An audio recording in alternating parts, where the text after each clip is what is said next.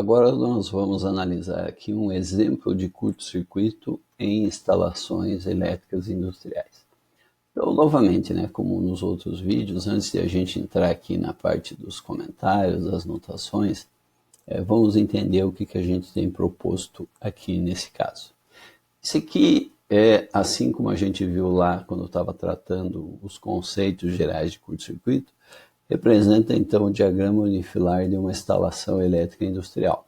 A partir aqui da rede de distribuição em média tensão de uma concessionária, vamos aumentar aqui um pouquinho o zoom, rede de média tensão, no caso Copel, uma chave seccionadora, então, que é fornecimento da concessionária, esse aqui é o poste de derivação.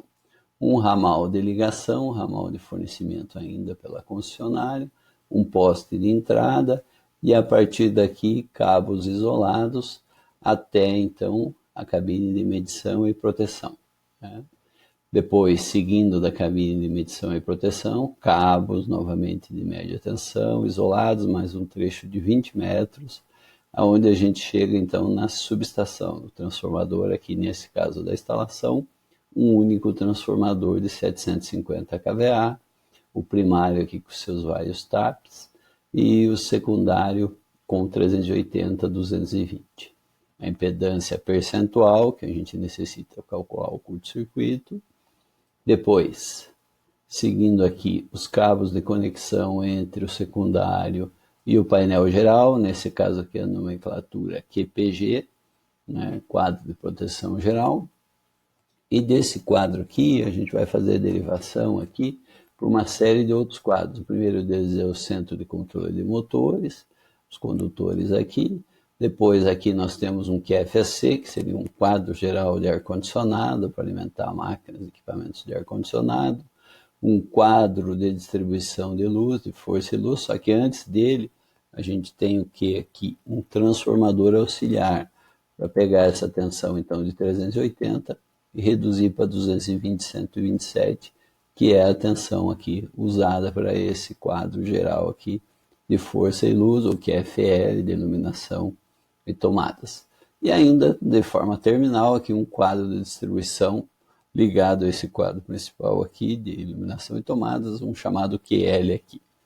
Percebam, a gente tem indicado aqui em cada ponto, em cada barra dessa, um número, Se a gente olhar aqui agora no geral, esses números, na verdade, aqui, por exemplo, saindo do centro de controle de motores, nós temos os grupos, 5 motores 3,7 kW, 6 de 22, 4,11, para não ficarem repetidos um ao lado do outro aqui, apenas múltiplos das potências diferentes.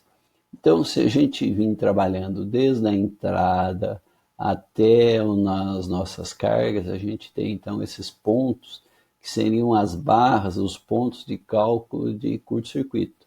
Então nós temos aqui a entrada da concessionária, o primeiro ponto de curto-circuito seria no ponto de entrega aqui, no poste de entrega aqui da concessionária, seria o nosso ponto 1, depois cabine de medição, primário do transformador, secundário do transformador, painel geral aqui de proteção, QPG5, e assim sucessivamente os diversos pontos. Tanto que foi criado um ponto adicional, que não tinha aqui no caso, que é esse ponto 11A. Por quê? Porque o 11 seria no primário desse transformador auxiliar e o 11A aqui no secundário antes do painel. Então 11A e 12. E aqui final 13. Ok. E aqui a gente tem então uma tabela, tá? A gente tem uma tabela que indica o que aqui? As barras, o número de barras, por exemplo, de 1 até 13.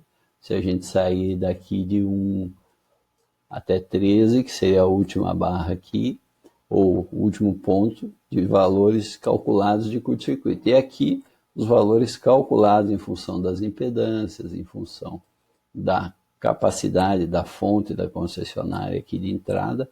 Então, os valores calculados aqui ao longo da instalação. A gente tem, então, por exemplo, no ponto, vamos pegar aqui, primário transformador, ponto 3. Valor calculado 5.345K ou 5,4K. No ponto 4, que é o secundário do transformador, 24.9K ou 24.931. Percebam, do secundário do transformador até o painel geral, aqui, ó, até o painel 5, a redução de curto-circuito. Nós vamos de 24.931 para 24.90, né? E assim sucessivamente para os outros casos. E essas variações aqui, por exemplo, no ponto 13, nós temos 359 amperes só. A gente vem falando de quiloamperes, né, de curto-circuito, e a gente só tem 359 amperes de curto aqui. Mas isso em função do quê? Das impedâncias, porque como é que é calculado o curto-circuito no ponto 13? Nós temos que somar todas as impedâncias que estão no caminho desse curto desde a sua fonte. E qual é a sua fonte? Para nós, se a gente seguir aqui, a fonte vai chegar aqui, na alimentação, que aqui está a nossa fonte de curto-circuito.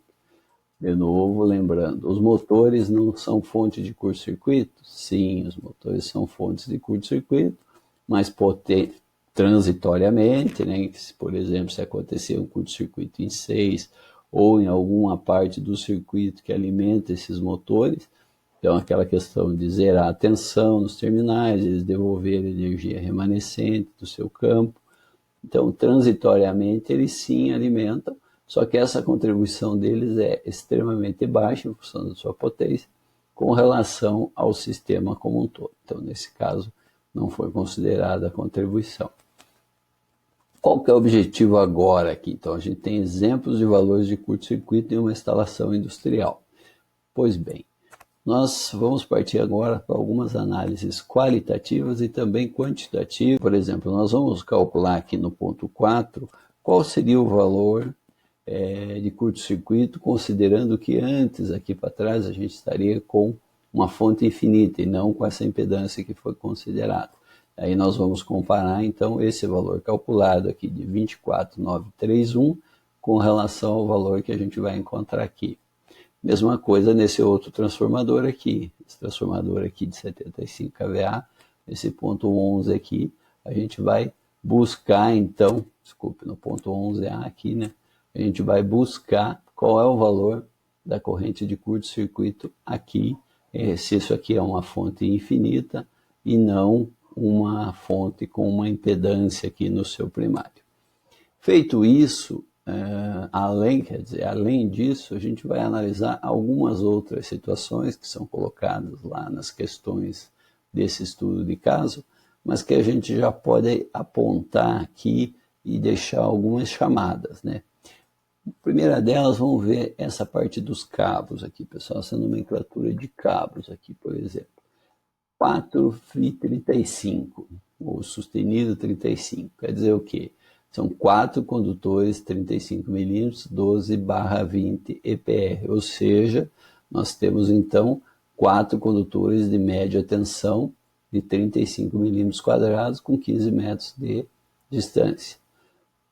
34, mas a gente não tem um sistema trifásico, não é triângulo, para que a gente tem o quarto condutor? Esse quarto não é o neutro, né? Não é o neutro nessa instalação.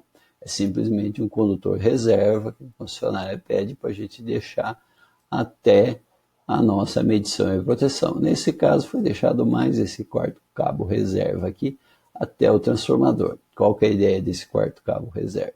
Se a gente tiver problema em uma das fases aqui da média tensão, aquela questão do arranjo, né? Nesse caso aqui um arranjo radial, né? Lembrando de arranjo, só temos uma fonte de alimentação.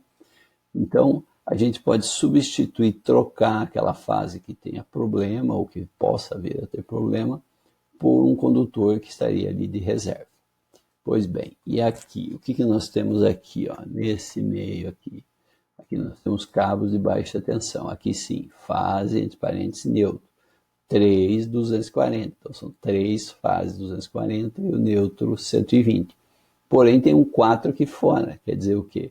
São 4 por fase. Então nós temos 4 cabos por fase 240 e 4 cabos neutros de 120. Quando a gente for tratar de dimensionamento de circuitos, na sequência aí a gente vai explorar melhor essas questões aqui. Mas aqui é só para visualizar o que a gente tem de representação de circuitos. Outro ponto interessante é essas separações aqui, né?